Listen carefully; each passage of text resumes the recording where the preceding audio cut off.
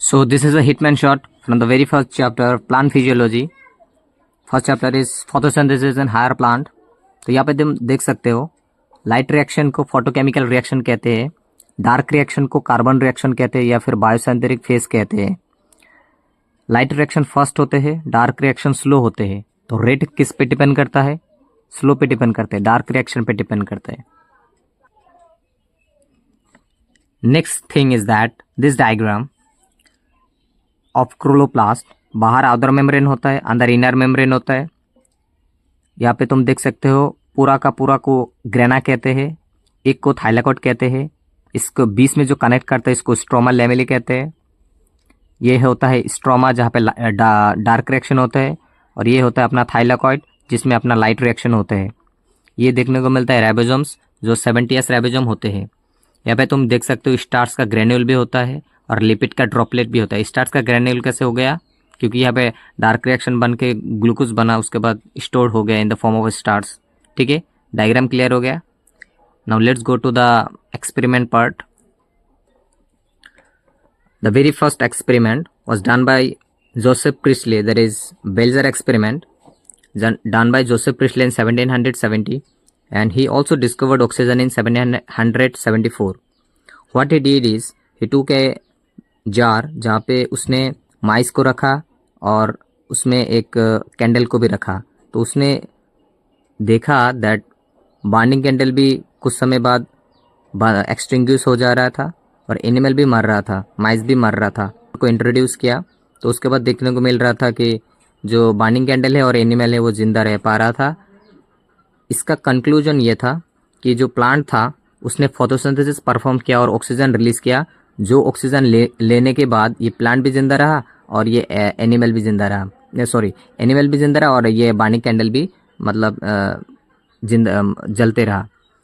तो यहाँ पे देखना ये इसका एक डिमेरिट भी है कि ये सिर्फ और सिर्फ लाइट के प्रेजेंस में ही होगा। इसका मतलब लाइट के प्रेजेंस में ही तो फोटोसिंथेसिस होता है ना, लाइट की एब्सेंस होगा तो फोटोसिंथेसिस परफॉर्म नहीं कर पाएगा। तो जब फोटोसिंथेसिस परफॉर्म नहीं कर पाएगा तो ये एनिमल और ये बर्निंग कैंडल भी नहीं चल पाएगा, राइट। तो वही चीज़ इसने बताया था। इसका जो नेक्स्ट साइंटिस्ट था जैन इंजनहाउस, उसने बताया कि sunlight is essential in the priestly experiment. अगर सनलाइट नहीं दे पाओगे तो फिर ये काम बेकार जाएगा। उसके बाद उसने एक और चीज़ बताया था कि जो फोटोसिंथेसिस होता है सिर्फ और सिर्फ ग्रीन पार्ट में ही होता है, कोई और पार्ट में नहीं होता है, सिर्फ और सिर्फ ग्रीन पार्ट में होता है। और उसने एक चीज़ और बताया कि ऑक्सीजन का जो बबल फॉर्म होता है वो ग्रीन पार्ट से फॉर्म हो रहा था। उसने एक्सपेरिमेंट करके देखा कि जो फोटोसिंथेसिस हो रहा है वो ग्रीन पार्ट से ही बबल्स फॉर्म हो रहा है। उसने ऑक्सीजन बबल्स को डिस्कवर किया था, लेकिन ऑक्सीजन डिस्कवर किसने किया था? बेल्जर एक्सपेरिमेंट में ऑक्सीजन किसने डिस्कवर किया था? जोसेफ प्रिस्टली ने, और ऑक्सीजन बबल जैन इंजनहाउस ने। Let's move on to the third experiment. Third experiment is of TW Engelmann. इसने क्या किया? लाइट लिया, प्रिज्म के अंदर से पास किया, उसके बाद देखो यहाँ पे बीपजोर की फॉर्म में मैंने लाइट को शो किया। तो यहाँ पे देख सकते हो एक डब्बा लिया, डब्बा के अंदर क्लेडोफोरा मतलब ग्रीन एल्गे रखा। तो ग्रीन एल्गे फोटोसिंथेसिस परफॉर्म करेगा आप, ठीक है। तो अब यहाँ पे प्रॉब्लम देखो क्या हुआ। जो बीपजोर है, लाइट यहाँ पे स्प्लिट करके गिर गया।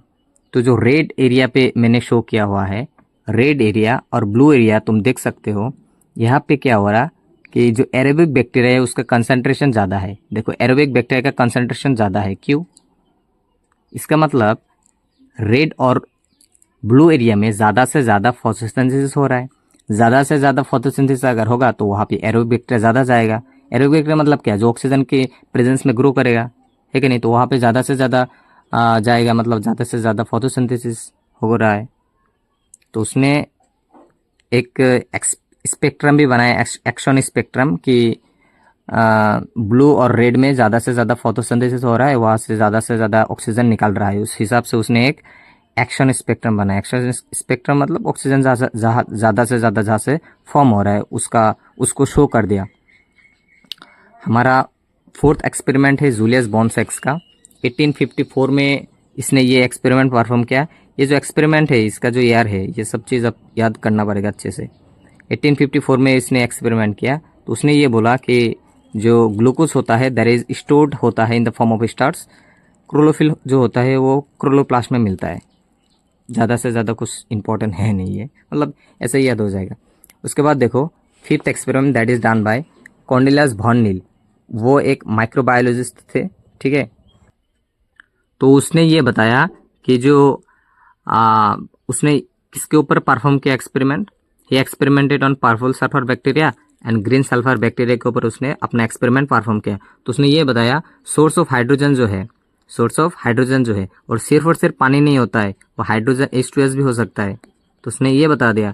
और उसके बाद यहाँ पे देख सकते हो अगर H2S सोर्स ऑफ हाइड्रोजन हुआ तो सल्फर फॉर्म करेगा बाई प्रोडक्ट, और यहाँ पे अगर H2O as a source of hydrogen होगा तो बाई प्रोडक्ट में देख सकते हो ऑक्सीजन होगा। तो यहाँ पे देख पा रहे हो ना, यहाँ पे ये इसने हाइड्रोजन लिया, हाइड्रोजन लेने के बाद ये हाइड्रोजन इसको कार्बन डाइऑक्साइड को दे दिया और यहाँ से ग्लूकोज बन गया और X हट गया। यहाँ पे देख सकते हो सेम टू सेम रिएक्शन यहाँ पे भी हुआ कि अगर देख पा रहे हो, रुको यहाँ पे H2S लिया, H2S लेने के बाद ये कहाँ पे हो रहा था ये रिएक्शन, ये पर्पल सल्फर और ग्रीन सल्फर बैक्टीरिया में हो रहा था कि H2S लिया, इसका सोर्स ऑफ हाइड्रोजन H2S है तो X को दे दिया, ये हाइड्रोजन लिया, हाइड्रोजन लेने के बाद इसको दे दिया, CO2 को दे दिया और यहाँ पे ग्लूकोज और ये फॉर्म हो गया। इसके बाद इसने एक और चीज़ किया कि जो फोटोसिंथेसिस का जो रिएक्शन है उसको करेक्ट कर दिया इसने, कि यहाँ पे देख सकते हो सोर्स ऑफ हाइड्रोजन, इसका सोर्स ऑफ ऑक्सीजन देखो इसका क्या, उसने ये बताया कि source of oxygen is water only.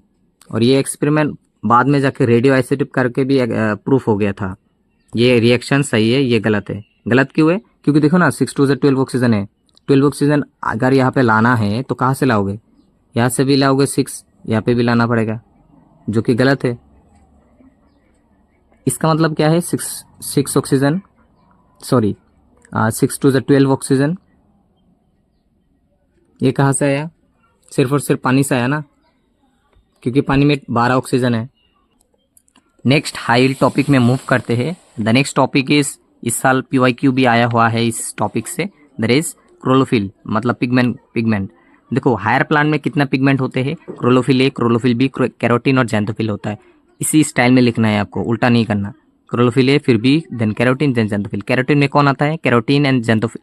देखो यहाँ पे बहुत लोग कंफ्यूज होते हैं, कैरोटीनॉइड क्या होता है, मैं नीचे लिखा हुआ है दिखा देता हूँ, रुको। ये देखो कैरोटीनॉइड जो होता है वो कैरोटीनॉइड, कैरोटीन और ज़ैंथोफिल 2 टाइप्स के होता है, ठीक है। देखो come to that main topic. The topic is higher plant में आपको इतना पिगमेंट देखने को मिलता है। फर्स्ट पिगमेंट जो आपको याद करना है दैट इज क्लोरोफिल A, दूसरा chlorophyll B, then carotene then xanthophyll.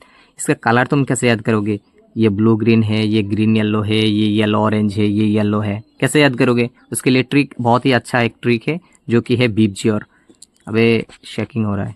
बीपजीआर में देखो BG को मैंने याद किया क्लोरोफिल A का कलर, GY को मैंने याद किया, GY को कैसे याद किया, ग्रीन येलो, और YO को याद किया येलो ऑरेंज, और ये Y को डबल कर दिया ज़ैंथोफिल के कलर के हिसाब से येलो है ये, ठीक है। अब देखो पिगमेंट 2 टाइप्स के होते हैं, एक होता है पानी में सॉल्युबल, एक होता है पानी में इनसॉल्युबल, ठीक है। जो पानी में सॉल्युबल होगा उसका एग्जांपल देखो, फाइकोसायनिन होता है, फाइकोइरेथ्रिन होता है, एंथोसायनिन होता है। और पानी में जो इनसॉल्युबल होता है जो कि मतलब लिपिड इन नेचर होगा, राइट, तो इसीलिए पानी में इनसॉल्युबल है, तो उसका एग्जांपल है क्लोरोफिल और कैरोटीनॉइड, ठीक है।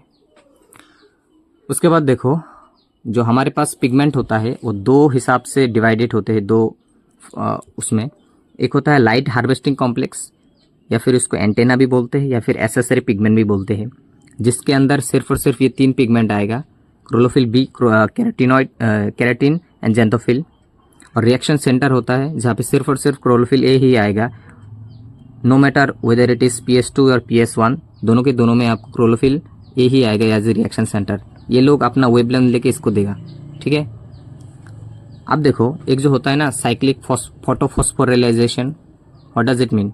साइक्लिक फोटोफॉस्फोरिलाइजेशन का मतलब फोटो मतलब लाइट, फॉस्फोरिलेशन मतलब लाइट की प्रेजेंस में ATP का सिंथेसिस।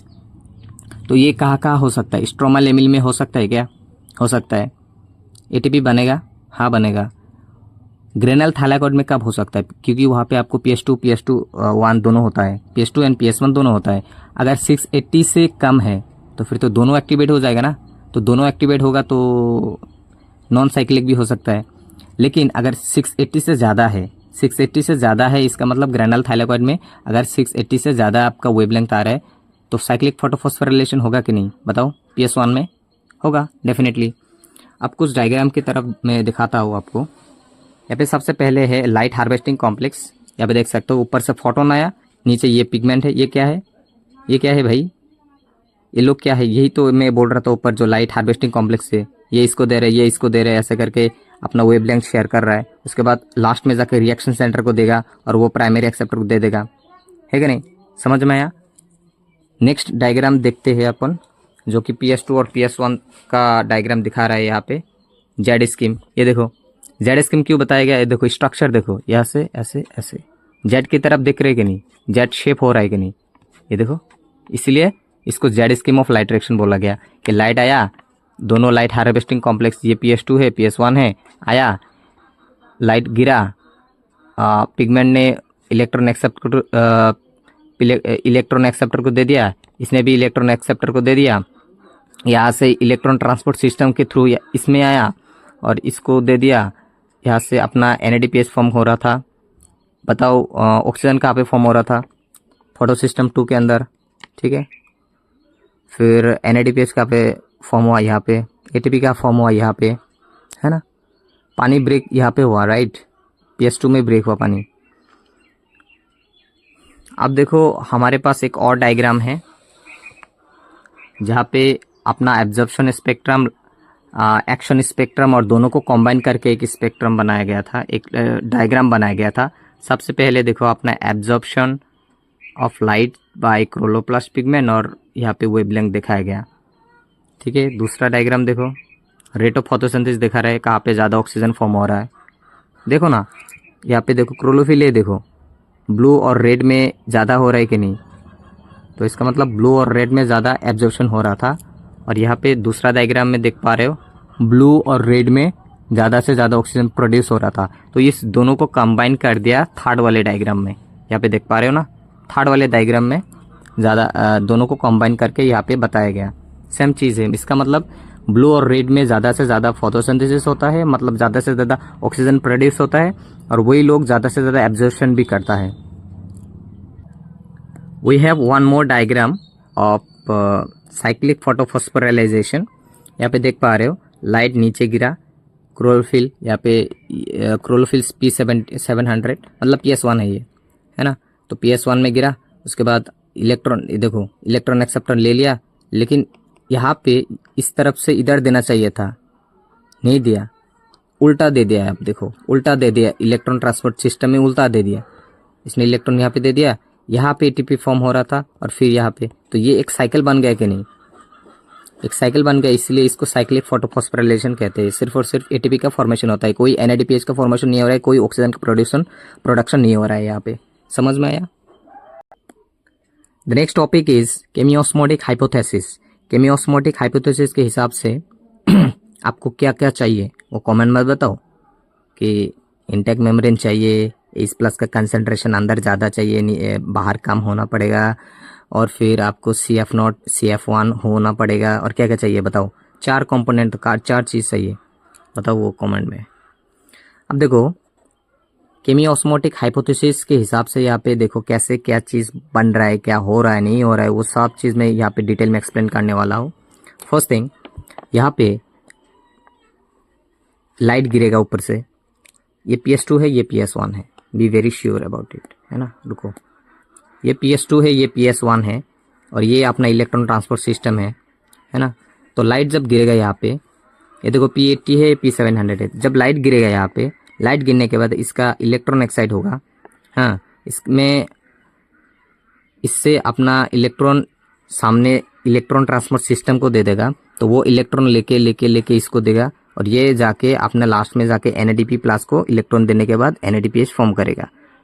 तो जब ये साइकिल होगा तो यहाँ से इलेक्ट्रॉन का डिक्रीज होगा कि नहीं, इलेक्ट्रॉन का कमी होगा कि नहीं, तो वो इलेक्ट्रॉन भरपाई कौन करेगा, तो यहाँ पे इसलिए H2 का ऑक्सीडेशन होता है, H2 का ब्रेकडाउन होने के बाद यहाँ पे ऑक्सीजन बनता है, और इलेक्ट्रॉन जो कमियाँ होने वाला था तो यहाँ पे टाइम टू टाइम इलेक्ट्रॉन मिलता है, ठीक है।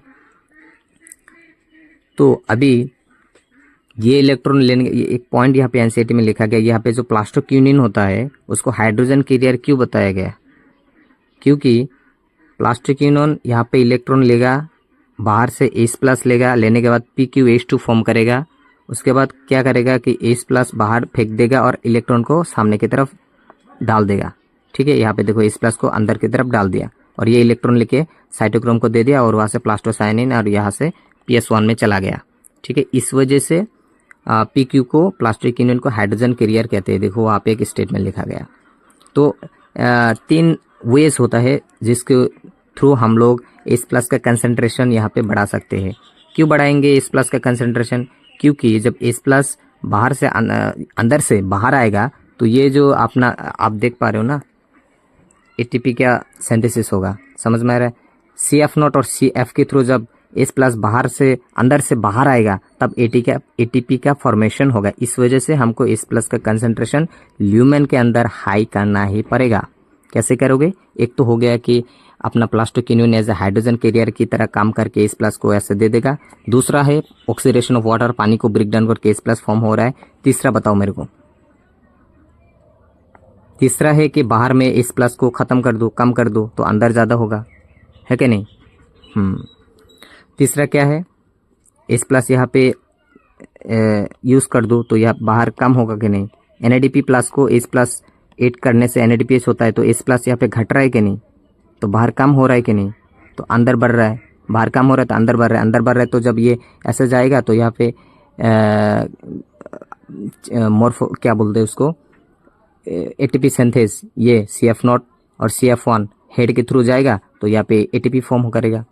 वही तो मेरे को चाहिए था ना। नाउ मैं C3 cycle, C4 cycle, C2 cycle, photo respiration ये करने वाला हूँ। इसमें ज़्यादा से ज़्यादा ध्यान जरूरी है।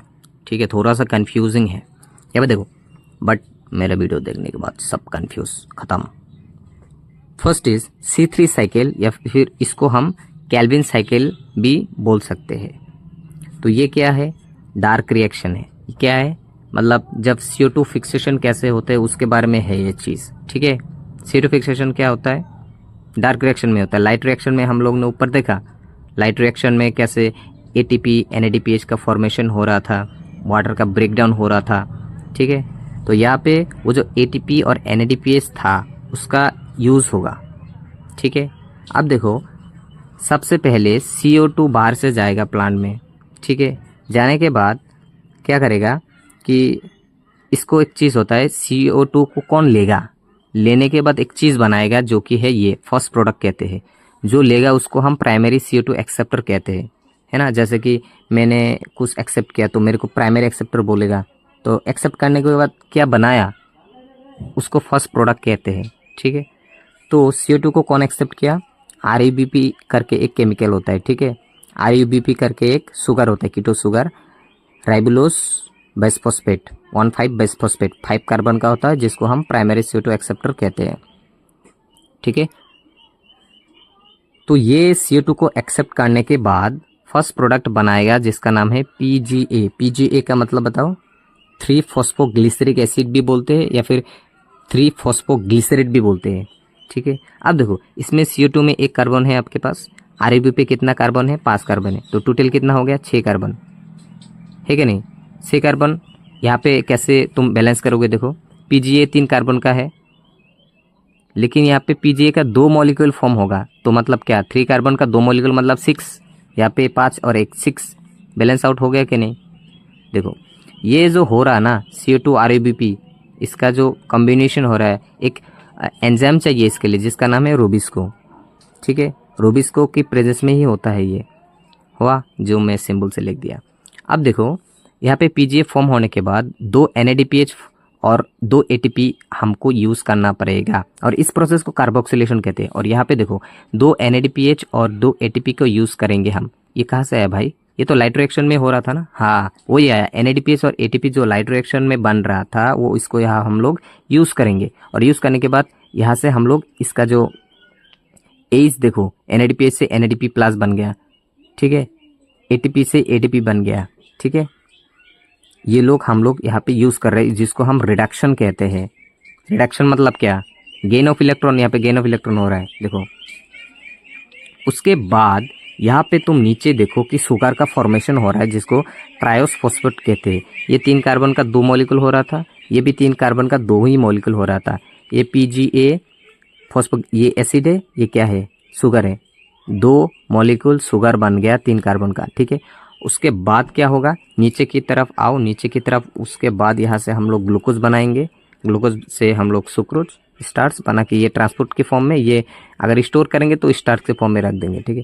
अब देखो, अब ये जो शुगर है 3 कार्बन का 2 मॉलिक्यूल, इसको अगर तुम रीजनरेट नहीं करोगे ना तो फिर ये साइकिल कैसे बनेगा, नहीं बनेगा ना। तो रीजनरेट करने के लिए फिर से एक ATP चाहिए आपको। इस प्रोसेस को रीजनरेट कहते हैं। तो शुगर से आपने फिर से RBP बना दिया। तो इसका मतलब आपको टोटल कितना ATP पूरा साइकिल में खर्च करना पड़ा, 2 यहाँ पे, 1 यहाँ पे, तो 3 ATP चाहिए और 2 NADPS आपको चाहिए। इसका मतलब अगर तुम ग्लूकोज बनाओगे तो उसमें तुमको कितना कार्बन डाइऑक्साइड चाहिए, कितना कार्बन चाहिए, तो 6 कार्बन चाहिए, क्योंकि ग्लूकोज का फॉर्मूला क्या होता है, C6, कार्बन 6 होना पड़ेगा। तो यहाँ पे 1 आया, फिर आएगा 6 बार करना पड़ेगा ना, तब 6 कार्बन आपको फिक्स करने को मिलेगा। तो अगर 6 कार्बन होगा तो यहाँ पे तुम कितने बार ये साइकिल रिपीट करना पड़ेगा, ये बताओ, 6 बार। तो 6 बार में अगर तुम करोगे तो 6 बार में कितना NADPS चाहिए और कितना ATP चाहिए, 6 2 जार 12 NADPS चाहिए एंड 6 3 जार 18 ATP चाहिए, है क्या नहीं। वही सेम टू सेम चीज़ NCERT डायग्राम में ऐसे दिया गया, तुम देख सकते हो, ठीक है। NCERT डायग्राम में ऐसे दिया गया। अब है हमारे पास एक प्रॉब्लम है कि ये जो रूबिस्को के बारे में मैं बताया था ना, ये CO2 को फिक्स कर रहा था, RBP से ज्वाइन कर रहा था। तो ये रूबिस्को थोड़ा शैतान टाइप है कि ये CO2 को भी फिक्स कर सकता है, लेकिन ये ऑक्सीजन के साथ भी जुड़ सकता है। तो जब ये ऑक्सीजन के साथ जुड़ेगा ना तो एक प्रॉब्लम होगा, और वो प्रॉब्लम होने के लिए हम लोग एक टॉपिक पढ़ेंगे, C2 साइकिल, ठीक है। Let's go to C2 cycle जो रूबिस के कारण होता है। So this is our C2 cycle, photorespiration. तो यहाँ पे देख सकते हो, अगर RBP CO2 मिलेगा ना रूबिस्को की प्रेजेंस में, तो ये नॉर्मल साइकिल है। PGA 2 मॉलिक्यूल फॉर्म करेगा, C3 साइकिल, ये ट्राइस फॉस्फेट, यहाँ से शुगर, वो चीज़ जो मैं ऊपर बताया वही चीज़ होगा यहाँ पे, ठीक है। लेकिन यहाँ पे क्या करेगा, रूबिस्को जो होता है वो ऑक्सीजन की तरफ काम करेगा, और जब ये ऑक्सीजन की तरफ काम करेगा तो ये बना देगा PGA और एक फॉस्फोग्लाइकोलेट बना देगा, जो कि एक वेस्ट प्रोडक्ट है, ठीक है। तो अब क्या हुआ, अब ये प्लांट के लिए नुकसान है, ये क्यों, क्योंकि देखो, जब ये फॉस्फोग्लाइकोलेट बनेगा तो ये 2 कार्बन का प्रोडक्ट होता है, ठीक है, फॉस्फोग्लाइकोलेट। तो ये एक फोटो रेस्पिरेशन पाथवे में चला जाएगा, ठीक है, घूमेगा, उसके बाद यहाँ से एक CO2 का रिलीज कर देगा और फिर जाके PGA फॉर्म करेगा। वो कैसे किया बताता हूँ। यहाँ पे 2 RBP लो तुम, यहाँ पे कितने RBP लेना है तुमको, मैं बैलेंस आउट करके समझा दूंगा। देखो 2 RBP लेना है। RBP कितने कार्बन का है, 5 कार्बन का होता है। तो 5 कार्बन का 2 RBP ले, मतलब 10 कार्बन होगा, ठीक है। तो 10 कार्बन यहाँ पे आओ तुम, 10 कार्बन हो गया। 10 कार्बन होने के बाद यहाँ पे रूबिस्को जब ऑक्सीजनेस की तरफ काम करेगा तो PGA बनाएगा 2। PGA जब 2 बनाएगा तो 3 2 जार 6 हो गया, 6 कार्बन फिक्स हो गया। कितना रह गया, 4 कार्बन। तो फॉस्फोग्लाइकोलेट भी 2 मॉलिक्यूल बनाओ, तो 2 मॉलिक्यूल फॉस्फोग्लाइकोलेट, तो 2 × 2 4 कार्बन यहाँ पे, 6 कार्बन यहाँ पे, सब फिक्स हो गया कि नहीं। यहाँ पे 10 था, 6 4, ठीक है। अब क्या हुआ, ये जो फॉस्फोग्लाइकोलेट यहाँ पे 4 कार्बन है, वो यहाँ से ये जो फोटो रेस्पिरेशन पाथवे यहाँ पे आके CO2 एक रिलीज कर देगा। तो कितना रह गया, 3 रह गया, PGA में कन्वर्ट हो गया, जो कि 3 मॉलिक्यूल का है, 3 कार्बन का है। समझ आ गया। इसका मतलब ये एक प्लांट के लिए मतलब ख़राब चीज़ है कि एक CO2 जो कि फिक्स्ड था उसका नुकसान हो गया। तो प्लांट ये नहीं चाहेगा ना हर बार ये नुकसान होते रहे। तो इस वजह से C4 प्लांट का जन्म हुआ, ठीक है। टॉपिक देखो कैसे रिलेटेड है। यहाँ पे देखो क्या नुकसान हो गया, यहाँ पे मैंने एक रिएक्शन भी लिख दिया कि शुगर का तो कोई सिंथेसिस नहीं हो रहा है, यहाँ पे एटीपी का नहीं हो रहा है, एनएडीपीएच का नहीं हो रहा है, लेकिन देखो लॉस हो रहा है ना, CO2 का लॉस हो रहा है और एटीपी का यूटिलाइजेशन भी हो रहा है ना। CO2 का लॉस हो रहा है मतलब एटीपी का यूटिलाइजेशन हो रहा है, मतलब ये एक नुकसान है भाई। CO2 को कितना मेहनत करके फिक्स करते वो चला जाए तो कितना बुरा लगेगा ना। इस वजह से C4 प्लांट का जन्म हुआ। C4 प्लांट कहाँ पे मिलता है आपको? ट्रॉपिकल रीजन में मिलेगा आपको, है ना, जहाँ पे ज़्यादा लाइट होता है, ज़्यादा वो होता है ना, ट्रॉपिकल इक्वेटर के पास जो होता है वहाँ पे आपको देखने को मिलेगा। 2 एग्जाम्पल आपके पास बताया गया। हाँ, एक होता है आपके पास NCERT में, दैट इज मेज, एक होता है सोरगम, सुगरगन, ये सब है। तो सबसे पहले देखो C4 साइकिल को हम लोग हिच एंड स्लैक पाथवे भी कहते हैं। यहाँ पे प्रोडक्टिविटी और यील्ड दोनों मतलब ज़्यादा होता है। क्यों ज़्यादा होता है बताएंगे। यहाँ पे देखो इसमें ना एक स्पेशल चीज़ होता है, क्रंच एनाटॉमी करके कुछ होता है लीफ ऑफ C4 प्लांट में, जहाँ पे देखो मैं सबसे पहले अपना सब चीज़ मैकेनिज्म बता देता हूँ कैसे है क्या चीज़ नहीं है। तो जो रूबिस को क्या कारण प्रॉब्लम हुआ था, वो रूबिस को यहाँ पे अभी देखो प्रॉब्लम में कैसे सॉल्व करता हूँ। C4 प्लांट में कितना अच्छा डिजाइन बना दिया, राइट। ये देखो, तो जो रूबिस को होता है वो रूबिस को प्रॉब्लम क्रिएट कर रहा था, उस वजह से C4 प्लांट नेचर ने डेवलप कर दिया।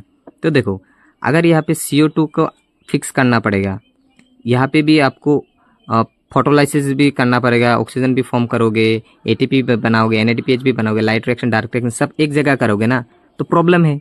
क्यों? क्योंकि जो रूबिस को होता है वो बाहर घूम रहा है ना, तो बाहर जब घूमेगा तो ऑक्सीजन के साथ कांटेक्ट में आएगा तो वो ऑक्सीजनेस की तरह काम करेगा ना। तो इस वजह से हम लोग 2 सेल में कन्वर्ट कर दे। एक को बोल दिया हम लोग ने मेसोफिल सेल, दूसरे को बोल दिया bundle cell, BSC, bundle cell. एक में लाइट रिएक्शन करेंगे, दूसरे में डार्क रिएक्शन करेंगे, ताकि रूबिस को ऑक्सीजन के साथ कांटेक्ट में ही ना आए। और यहाँ पे जो है बाउंड्री में देख सकते हो मैंने कुछ बनाया, इसको हम लोग ने इम्परवियस बना दिया कि यहाँ से कोई गैस वगैरह लीक नहीं कर पाए, है ना। और ऊपर कर सकता है, ऑक्सीजन बनेगा चला जाएगा। और रूबिस्को का प्लेसमेंट यहाँ पे कर दिया, यहाँ पे कोई रूबिस्को नहीं रहेगा, यहाँ पे रहेगा तो ऑक्सीजन के साथ कांटेक्ट में ही नहीं आएगा ना, तो प्रॉब्लम सॉल्व हो गया। अब देखो यहाँ पे क्या कैसे हम लोग CO2 को फिक्स करेंगे वो देखो। CO2 बाहर से आया, आने के बाद ये HCO3 माइनस के फॉर्म में आयनाइज कर गया। देखो PEP में पेप्केज एंजाइम की प्रेजेंस में फॉस्फोइनल पाइरुवेट फर्स्ट एक्सेप्टर, इसने एक्सेप्ट करके OAA ऑक्सैलोएसिटिक एसिड में कन्वर्ट कर दिया, जो कि प्राइमरी प्रोडक्ट है, फर्स्ट प्रोडक्ट है ये, ठीक है।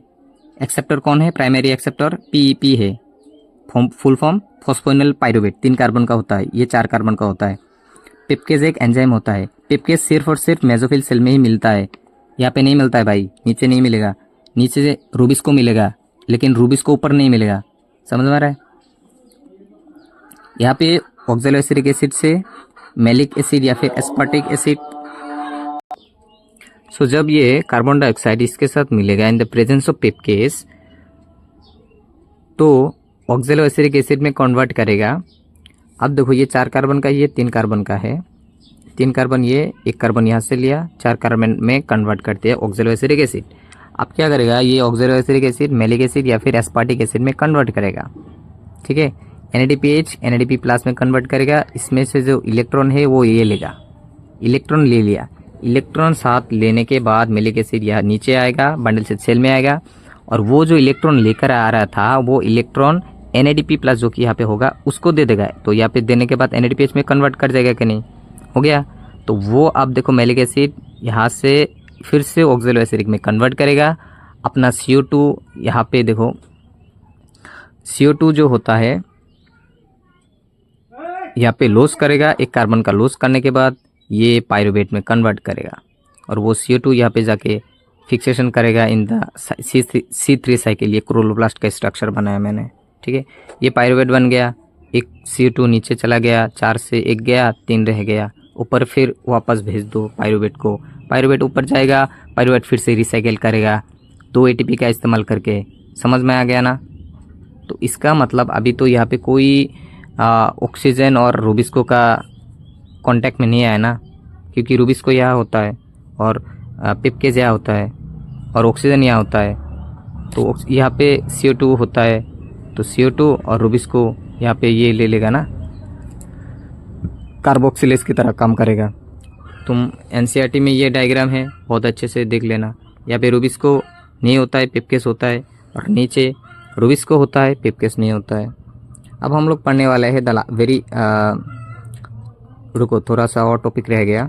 रूबिस्को के बारे में 2-3 लाइन है। It is called as it is the most abundant enzyme in the world. फिर कौन सा कंडीशन में हमको रूबिस्को एज ऑक्सीजनेट काम करेगा? High temperature, high light intensity, CO2 का कंसनट्रेशन कम है, ऑक्सीजन का कंसनट्रेशन ज़्यादा है, जो कैनोपी वगैरह में होता है ना, तब ऑक्सीजनेस की तरफ काम करता है।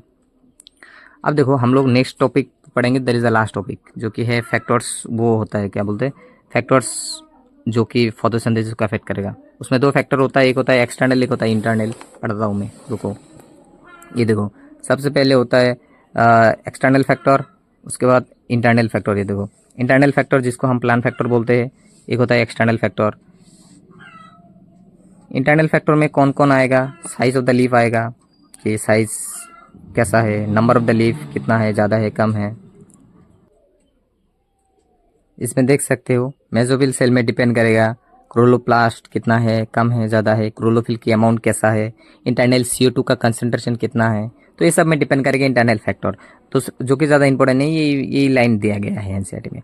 दूसरा है एक्सटर्नल फैक्टर, जो कि थोड़ा सा डिटेल में दिया गया, कि अवेलेबिलिटी ऑफ सनलाइट कैसा है, कंसंट्रेशन ऑफ CO2 कैसा है, टेम्परेचर कैसा है, पानी का कंसंट्रेशन, पानी कैसा है। ठीक है। अब देखो यहाँ पे एक लॉ आएगा, लॉ ऑफ लिमिटिंग फैक्टर, जो कि ब्लैकमैन ने दिया था 1905 में। ठीक है। उसने ये बताया, अगर कोई सा भी बायोकेमिकल रिएक्शन होता है, जैसे कि फोटोसिंथेसिस, तो उसका जो रेट और वो 2 से ज़्यादा चीज़ पे डिपेंड करेगा, 1 से ज़्यादा चीज़ पे डिपेंड करेगा, जैसे लाइट, अपना टेम्परेचर, CO2 में डिपेंड करेगा। तो रेट डिपेंड करेगा, रेट विल बी किस में डिपेंड करेगा? जो कि लिमिटिंग होगा। ठीक है। NCERT में तुम देखो कि रेट जो होता है वो हमेशा से जो लिमिटिंग है, जो कम है, उसमें डिपेंड करेगा। ठीक है। यहाँ पे देख सकते हो लाइट, यहाँ पे एक टॉपिक है, ये एक ग्राफ है, जो यहाँ पे Y एक्सिस में रेट ऑफ फोटोसिंथेसिस दिखाएगा, X एक्सिस में आपको लाइट की इंटेंसिटी दिखाएगा। तो सपोज यहाँ पे ये मॉर्निंग है। ठीक है। मॉर्निंग आने के बाद सबसे कम लाइट होता है, फिर लाइट का इंटेंसिटी बढ़ेगा बढ़ेगा बढ़ेगा बढ़ेगा बढ़ेगा, है कि नहीं? तो यहाँ तक जो लाइट का इंटेंसिटी बढ़ रहा था ना, तो यहाँ तक फोटोसिंथेसिस का रेट भी ऐसे ही बढ़ रहा था। ठीक है। लेकिन यहाँ आने के बाद लाइट का इंटेंसिटी और बढ़ने लग गया, लेकिन फोटोसिंथेसिस अब कांस्टेंट बन गया। क्यों? क्योंकि अब लाइट का इंटेंसिटी, लाइट जो है वो लिमिटिंग फैक्टर नहीं है। हो सकता है पानी लिमिटिंग हो गया, हो सकता है कुछ और हो गया, लेकिन यहाँ पे लाइट अब और नहीं बनेगा। यहाँ पे देखो सैचुरेशन पॉइंट आ गया, समझ में आ गया? इसको हम लोग लो लाइट इंटेंसिटी कहते हैं, इस पार्ट को हाई लाइट इंटेंसिटी कहते हैं। ठीक है। दूसरा टॉपिक है इंपॉर्टेंट, दैट इज CO2। और CO2, उसमें एक NCERT का लाइन है, बताया गया कि CO2 is the major limiting factor. ठीक है। यहाँ पे एक टॉपिक आपको पढ़ना पड़ेगा, जो न्यूमेरिकल वैल्यू से रिलेटेड है। देखो, CO2 का कंसंट्रेशन बाहर कितना होता है? इतना होता है 0.038%, जिसको हम 380 ppm भी बोल सकते हैं, या फिर 380 म्यू लीटर पर लीटर भी बोल सकते हैं। ठीक है।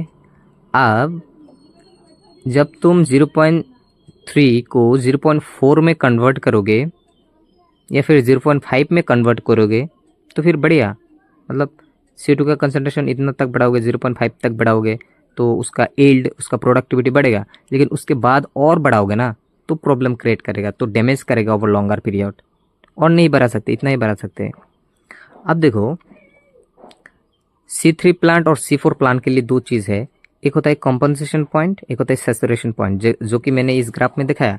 कॉम्पनसेशन कौन है, सैचुरेशन कौन है? सैचुरेशन जाके जहाँ पे कांस्टेंट हो जाएगा। ठीक है। सैचुरेशन पॉइंट कौन है यहाँ पे? C3 प्लांट में 450 ppm CO2 के लिए, और C4 के लिए 360 ppm।